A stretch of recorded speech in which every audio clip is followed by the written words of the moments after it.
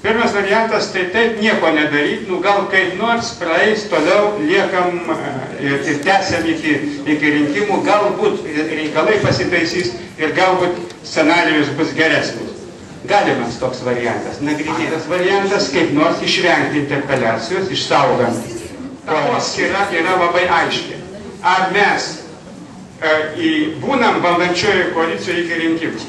Aš visą laiką buvau skeptiškas ir manau, kad būtų buvę geriau rudenį neiti naują koaliciją, ieškoti atsakymų. Reiškia, šiandienas dabar taryba turi pasitikėti, kad ji nori išsaugoti šią koaliciją iki rinkimų ir dėrėtis dėl įvairiausių dalykų. Mes išsakėme įvairių nuomonių. Visi vieni kitus kritikavom, taip toliau. Galim susitarti, kad vienybė neeliminuoja kritikos ir kritinių pastabų. To reikia. Mes esame demokratija. Bet taryba. Tai yra jūsų kaip tarybos apsisprendimo ir galvojimo reikalas. Ačiū.